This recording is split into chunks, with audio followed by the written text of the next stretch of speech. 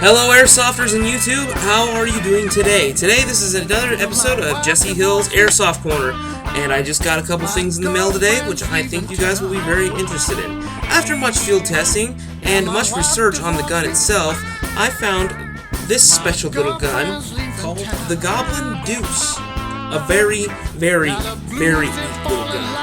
Now, let me just give you some history into this kind of gun. I've heard a lot of negative and very iffy, sketchy stuff on the gun itself, mostly because of its range and the fact that it takes a special type of gas shell. That being said, I've heard a lot of negative things about it, but I'm here to tell you that most of them, if in fact not all of them, are wrong and completely ludicrous and completely unnecessary for the gun itself. Now, let's jump into the thing that I heard the most complaints about. Now, that would be the shell itself. Now, the shell is notorious, apparently, for the tip. Now, it comes in two parts, which I'll get to that later. Now, the tip.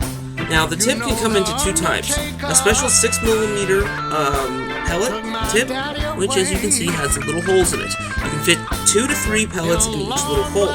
Now, I prefer that you hand load it with greasy palm, such as having silicone oil on the pellets. Yeah, it's a little pain in the butt to load them, but it helps with pressure. It'll help give it a little more oomph out of there, and you get a little more bang for your buck for the gas you're putting into it. It's called the 6mm Nitro Express, but it also comes in a special paintball tube. The Goblin was originally made for paintballing. You have the Goblin Single, which is smaller, and the Goblin Deuce, which is double-barreled shotgun. Now, these were markers, which means that they were just merely meant to splatter on the target. Like most paintball guns, they have several in the hopper, but this one only has 2, which makes it a little more realistic in my opinion, which you know how I feel about realism. It's a lot better.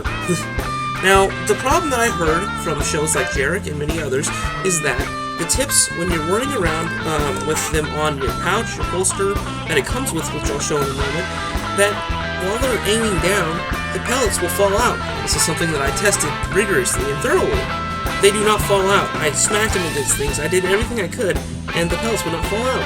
I think the problem was the fact that they didn't really notice that there was... I think they either overloaded them or just did something silly to do something to them. Because as you can tell, there's slight indentations all the way around it. And what that is a special O-ring in each hole, which means that they won't fall backwards, which I found that they said if you don't have the metal cap on, they'll fall out the bottom. Wrong again. There's also seals at the very bottom. That's why you get so many seals with it. I'll get to that in a moment as well. So, that has been completely debunked by me. I can tell you this much, that the shells will not leak no matter how much you shake them, as much as a salt and pepper shaker. They will not fall out. They have stayed true. Alright, moving on to the second part. The gas canister itself. A very simple, very well-built device. It's got 2 rings here, and you can remove the top, which I don't recommend you do. Because it's just a little overcomplicated to put it back together. Okay? Now, it has that little charge handle. It's a 1 solid tube of brass going through the middle. But I'm not going to take that completely out because it's just pointless. Anyway, you have a little brass tube. This is what it looks like discharged. It's wobbly. Now, you just gently and a little bit firmly press it all the way down until the back end of the charge is completely set. Now it is set. You can gas it up by taking what I found to be the most efficient, King Arms red gas or green gas. I would recommend you put it on a flat surface. I used my Bible, and you just gently air it up. Make sure that it's on a flat surface, because if it's not, the knob can actually come out and release the gas while you're trying to pump it, which I found is a kind of stupid user error kind of thing that I did myself. So that's a little freebie from me to you. So I found that was a good thing. Another thing you could also do is, like I said, you can use silicone oil, which is a godsend for a lot of gas guns. You merely gently spray the back if you'd like, and you can spray the front to be thorough, especially while BBs are in there. But you don't have to do that. It's not necessary. The gun really holds up for itself. Now, before I get to the gun, I'm going to show you guys a little about the contents that come into the package. Now, the package is very rudimentary, very simple. It looks like a little Nerf toy, to be honest, and can be very deceiving. But the back slides off and drops everything. Don't let this fool you. Don't let this be something that blocks the gun from you, because I can tell you, with all the tests that I'll go into showing the gun, it does not disappoint. This gun is fantastic. It's so cool. Now, when you do open it, I did happen to buy some extra shells. They are a tad bit expensive, but not too bad. So it'll come with the shell case, which you can have 2 in the gun and 2 on the sides, and you could have a pocket full of them too if you just want to use this. It would go great with a riot shield that I've done in my other things, in my other shows. I'm telling you, this is a good CQ. This is a CQB godsend, is what it is. But the pouch is really nice. It's got that nice little Goblin Deuce on it, which I really liked. And it's actually pretty big. I've got a very big chest from lifting weights when I was in high school. Still do from when I joined the Marine Corps, but unfortunately kind of missed out because I got in a car accident. But I can tell you this. It's fairly large. It's larger than you think. You're going to expect it to be microscopic, but it's not. Anywho, inside the bag, or holster, will come a propane adapter. That's awesome. Usually these run, a lot of money. Little mind for anybody that doesn't use propane. Remember, before you put that on the propane canister, remember to spray it with a little oil of some kind. I prefer silicone because it doesn't do a lot of damage, and it's very viscous. So that's really cool. That comes with it. So that's a steal in and of itself. It also comes with the 2 shells in a baggie, with the metal bottoms, and 2 extra tips in case you lose them. That's pretty neat as well. So, yeah, pretty cool. And it also comes with the guide and a buttload of O-rings, a generous amount. So I think what you're getting for all this, this gun was roughly $80, $87, and I got it on eBike with my special price reductions coupons. I only paid about $65. That's not bad. That's not bad at all. For an airsoft gun, that's fantastic. So it's a good price. It's fun. It comes in 2 types. It comes in the black, and I got the wood finish because I love wood finish, even though it's made of plastic.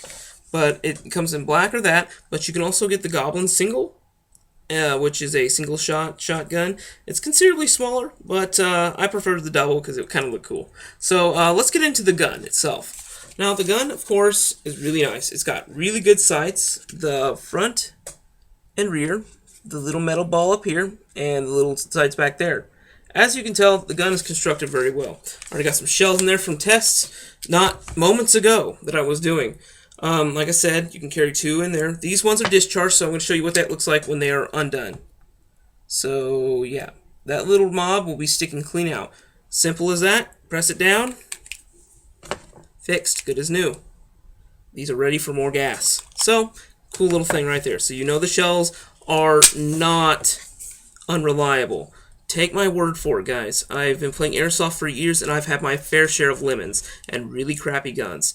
I can tell you that this is nowhere near the level of distrust or anything like that. When I was watching Jared one day, and I saw this, and a lot of people had meh kind of things. They didn't like it, but they didn't hate it. You know what I have to say to them? Shut up, fool. You have no idea. This gun is fantastic. Now, it's very simple. Safety is on, right there. Safety is off. Now, the cool little feature about this double barrel shotgun is right in here. Safety is on, safety is off, okay? If I press this little button, you can see 1 spike coming out. That's when it's up. Up position, 1 barrel. That will be on the right side. Now, if I press them both down, double barrel.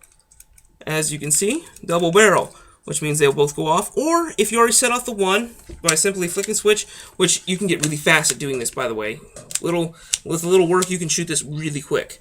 So it's on double. I prefer 1 at a time because it's conservative, but I can tell you, me and my brother, we always test our rifles and our shotguns and all kinds of stuff before. And I can tell you, when he was running across the field, he used to do track. I was able to pop him 2 times within the succession of maybe a second. I was able to hit him with both rounds. The grouping is good about to 25 feet. You can group all the pellets coming out of one shell on one body. So 25 feet is the range where you can get all the pellets hitting that person.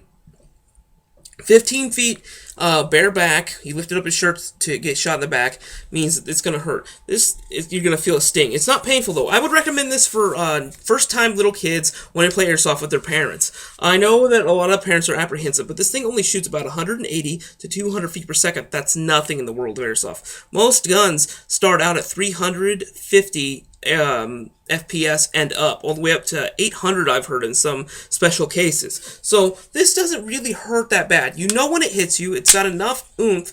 It's got more oomph than most Walmart guns, so you know it's going to hit you, and you're going to tell when it does hit you by the sound, or maybe hitting a hand or something. It's going to sting a little bit, much like a little sweat bee. It's not painful. Of course, then again, you do need to wear, protection on your face, because it's just not good to get this kind of thing destroyed, because this is where the money comes from. But I can tell you right now, this gun is good. It would be a good starter little gun. The shells are only about $20 for 2. That's not bad, considering it's a little shotgun, but it would be cute to see a little toddler running around with this little thing. And maybe even a riot shield duct taped to his little arm. So I would recommend it for kids, but it's a good last resort. So if your secondary and your primary are both down, this would be a good one. I mean, it's easy to reload. Do that.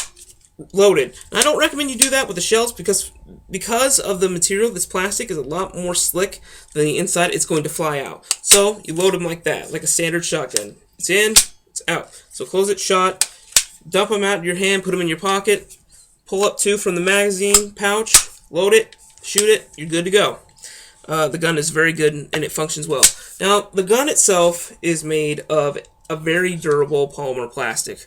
The internal parts are all metal, and the trigger is metal as well. Yeah, I had to feel it on my lip. That's how I know if it's metal or not. Weird, right? Anyway, the trigger is metal, and the internals are all metal. But it's made of a really strong plastic. I don't recommend that you beat it against the ground, but it's really strong.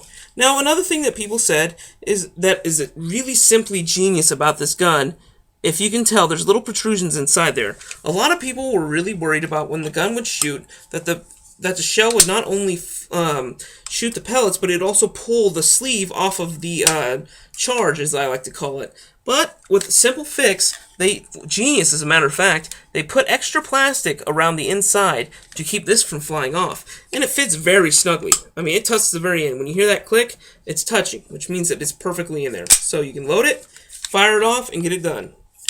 The gun is very, very easy to operate. It fits in the hand very well. It's a little bigger than I thought it would be. I'm a bigger fella. I'm very wide. I'm not the tallest guy, but I'm very wide, and I've got a very large muscle and beer gut proportion. So I'm not exactly the most fit fella in the world. Well, I used to be. But I can tell you the gun is a fairly large size.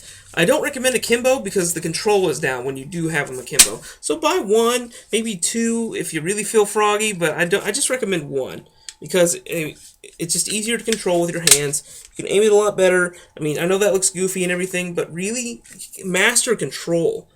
As you know, I work in a CQB indoor arena.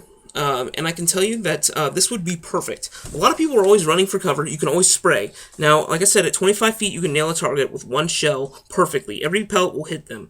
At about 45 to 50 feet, it'll spray. If you use both barrels, which I recommend at 45 to 50 feet, I recommend that you use both barrels and spray and aim just about a 1/4 inch up.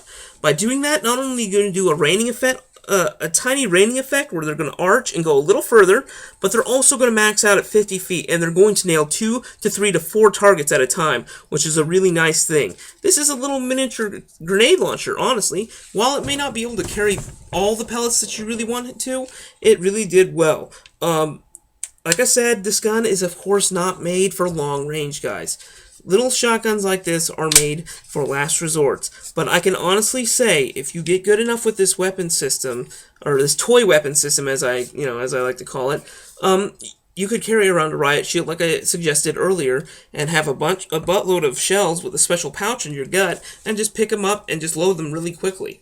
The gun is very well made. The polymer sleeve is very well made. It's a strong fiber material with a good mesh inside that gives it a good construct. And it's MOLLE approved, which I really like. Or you can just fit it on your belt, which is another cool little feature. But I can tell you, when you stick this in the gun pouch, you will have a little more room for some other stuff and neat little knickknacks you want to throw in there as well. But I can honestly say this gun does not disappoint.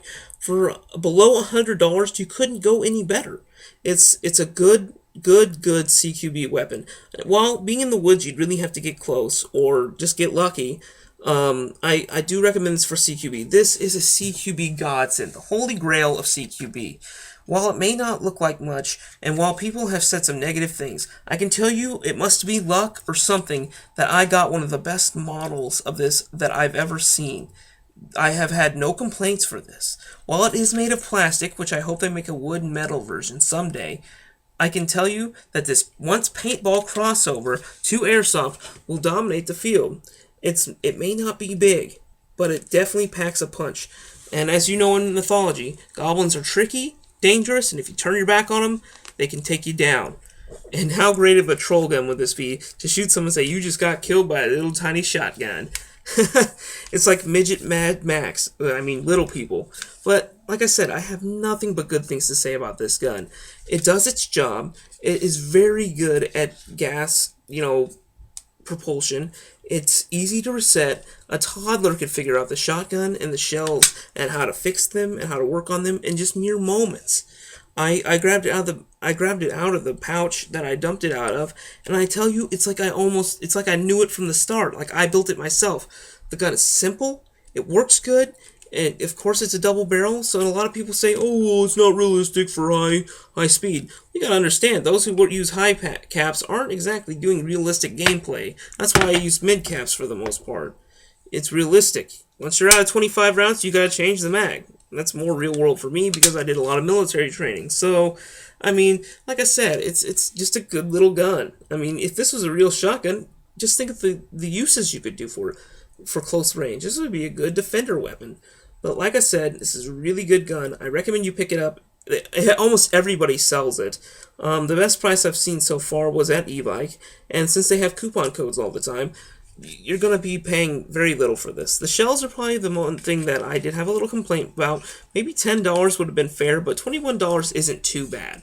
I mean, considering that you're buying a specialty weapon, you're going to be paying for the specialty shells.